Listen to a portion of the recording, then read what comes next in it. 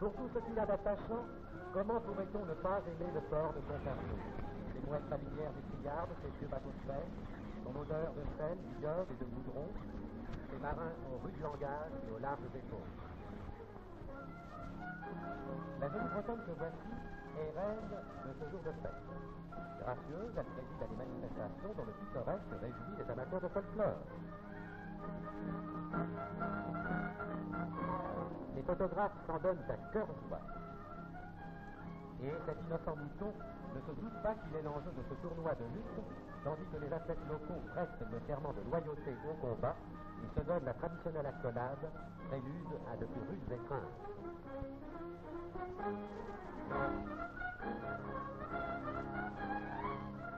C'est un beau jour pour Concarneau en liesse.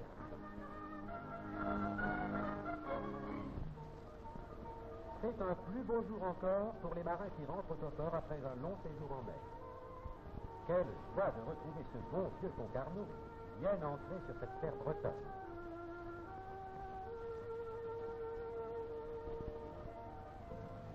Le 1938, lui, prend la mer. Chacun son tour. D'un orchestre lointain arrivent des flonflons. Parfois c'est vrai, c'est la fête des filets bleus. Moi je l'aurais parié. Pour les vieux, la fête n'a plus d'intérêt. Ils préfèrent rester sur les quais, à leur poste de tous les jours. Un bon coup de rasoir n'est pas trop pour retrouver une apparence d'homme civilisé. Et puis, c'est dimanche aujourd'hui. Ah, cette fois-ci, ça sent la maison.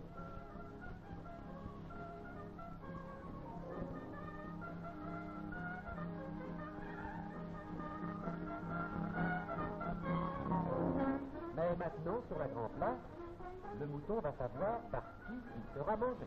Selon la vieille et noble coutume, c'est le vaincu qui remet au vainqueur le trophée du tournoi de lutte.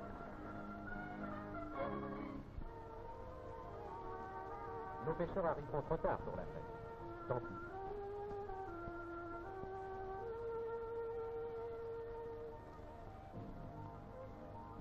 Eh bien, patron, on n'attend plus de vous. Ah, le périvot goûtera à la pêche, lui aussi. Allons, en route.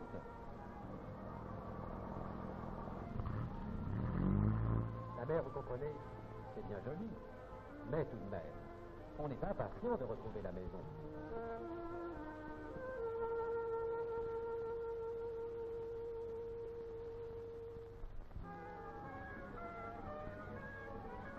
Hier, dimanche, le son n'a pu être déchargé.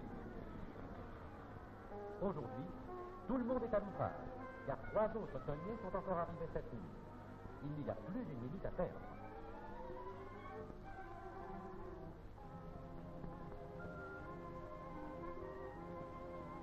Jeunes et vieux, grands et petits, tout le monde est au travail.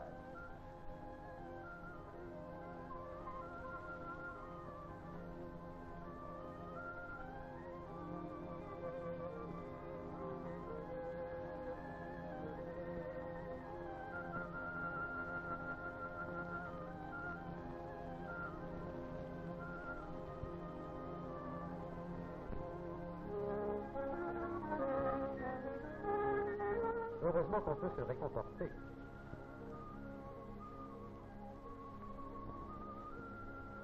À l'usine aussi, on s'affaire autour du poisson, qui, dès son arrivée, est mis dans des cajots, puis lavé, débité en tranches, par des moyens plus ou moins perfectionnés.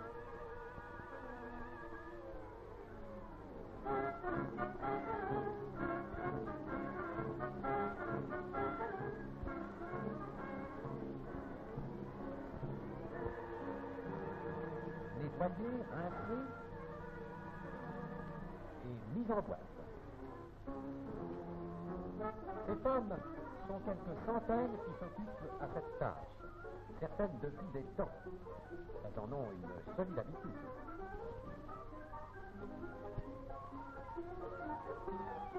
Et puis, grâce à Dieu, le silence n'est pas de rigueur. La râle au poisson connaît l'animation des grands jours. Là aussi, la pêche est triée, pesée. Il faut 8 heures pour décharger un chalutier.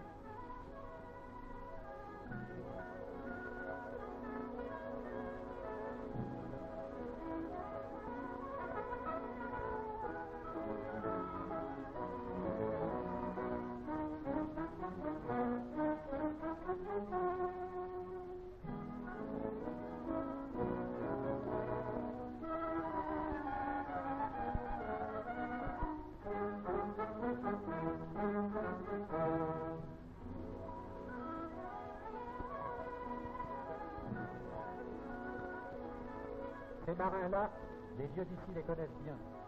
Ils connaissent tout d'ailleurs, les vieux d'ici. Avec leurs cheveux blancs, ils ont gagné le droit au repos et à la quiétude.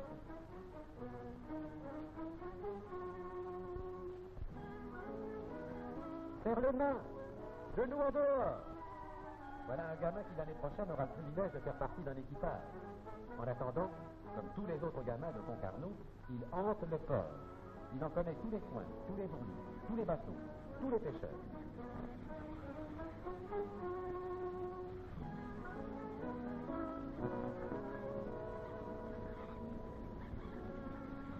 Ils connaissent le port aussi bien que ces mouettes, aussi bien que ces peintres, fanatiques de Concarneau, qui, chacun selon sa sensibilité propre et son tempérament, exprime ce qu'il a sous les yeux.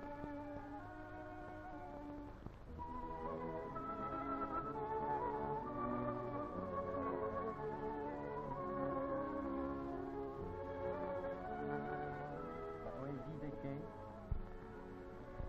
la tendresse de la vieille tour à l'horloge, la sérénité des vieux remparts,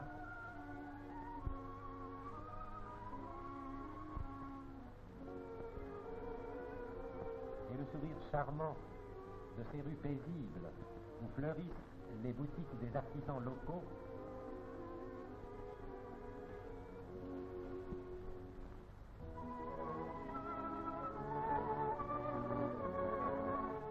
où s'éternisent les bavardages des anciens pendant qu'ils ramardent les filets,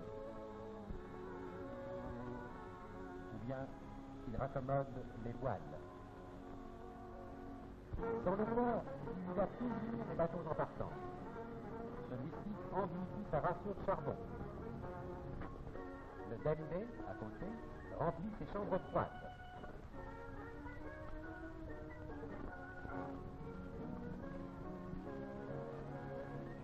De l'autre côté, cette pinasse fait son plein de gazole. Et voilà 20 jours de pain. La voile de rechange est embarquée en même temps que le ravitaillement. Le ravitaillement qui permettra de ne pas rester au régime exclusif du thon. Ah, il y aura du casse-croûte à bord. Et de quoi boire le coup.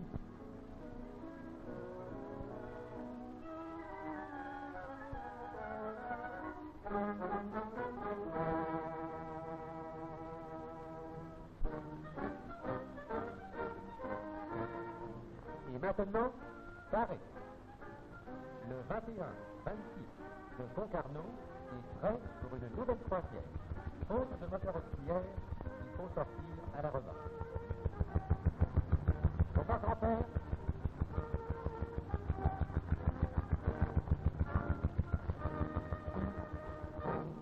Tout est paré, quittons le vieux port. Le vent est calme et nos bras sont forts. Hissons gaiement la voilure. Belle sera l'aventure. Adieu la femme, adieu les marmots. Priez pour nous, à bientôt. Les gâteaux canaux qui sont trop. Oi, oh! Leurs petits bateaux sont de petits bateaux. Oi, oh! Ils viennent à chaque instant. La mer s'atroce. C'est qu'il aimerait souvent que leur femme et leur gosse. Pour un dur métier, c'est un dur métier, soit de gabier. Les garçons canaux qui sont trop. Oi, oh! Sont de vrais matelots, et leurs petits bateaux sont les plus beaux. Quand le soir descend, on peut se reposer. Alors souvent, on se met à pêcher. Mais quelquefois, un silence prouve qu'on pense aux absences. Heureusement, le moussaillon est là, qui joue de l'harmonica.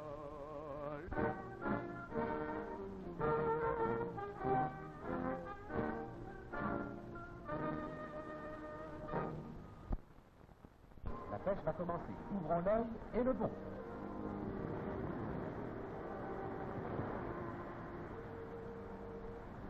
C'est l'homme de la barre qui l'a vu. Et c'est le grand Thibault qui a l'honneur de sortir le premier poisson de l'eau. Hey!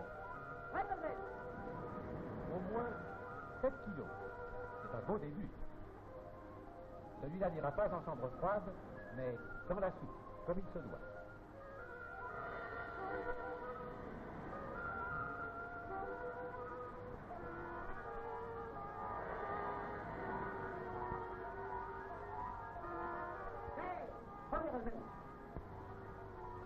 Maintenant, la pêche bat son plein.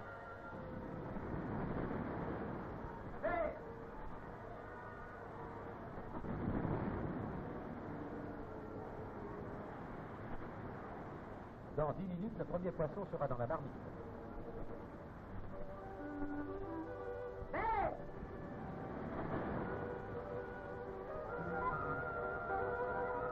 Mousse, tu n'as plus une seconde à perdre.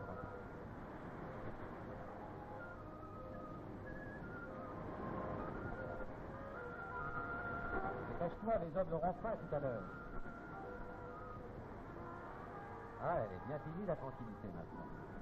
On vient de bord, les gars. Seule, la nuit apportera une trêve aux poissons et un peu de repos aux marins fourbus et énervés. Ces soirs-là, il vaut mieux que le mousse se fasse tout petit dans son coin. Le sommeil lui-même est pris par fraction. Il faut se relayer à la barre toutes les 2 heures. Et il n'est pas question non plus de se reposer quand il pleut.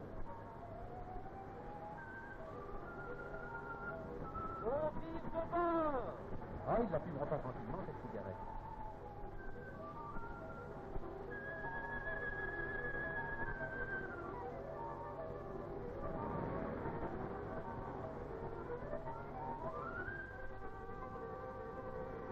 Hey, arrête.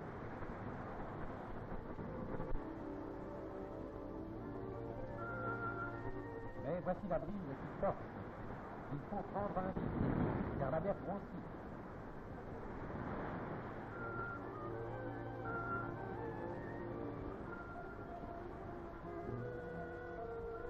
Toute cette fièvre n'empêche pas le mousse d'apporter la soupe quand même.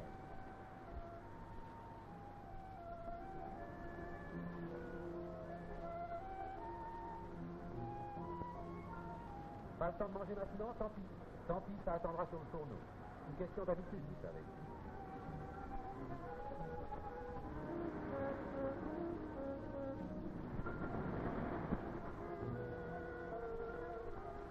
Jour après jour, la pêche continue, avec ses aléas, les grains, les coups de vent, le calme plat. Mais tant qu'il y a du poisson, personne ne s'en plaint et personne ne s'arrête. Les gars de Concarneau qui sont sur l'eau, oh ici, oh. Sur leur petit bateau sont devenus matelots, oh ici, oh. Ils prennent à chaque instant la mer s'atroce et qu'ils aiment presque autant que leur âme et leur gosse. Pour un dur métier, c'est un dur métier, soit de gabier. Les gars de Concarneau qui sont sur l'eau, oh ici, oh. Sont de vrais matelots et leurs petits bateaux sont les plus beaux. La pêche est close, on a viré de bord, et déjà là-bas, on voit le vieux port, apporte de l'eau petit mousse, on va raser nos frimousses, car dès ce soir, entre 2 bons draps, avec nos femmes, on couchera. Le brave Ben Day, cette fois-ci encore, a bien rempli sa tâche d'honnête et solide bateau. Il va pouvoir se reposer un peu lui aussi, avant de repartir pour une nouvelle croisière. Pendant 3 jours, il se prélassera au milieu de ses frères, les autres voiliers, et de ses amis de toujours, les grands oiseaux blancs du port. Et puis il repartira. C'est le destin des tonniers de Concarneau.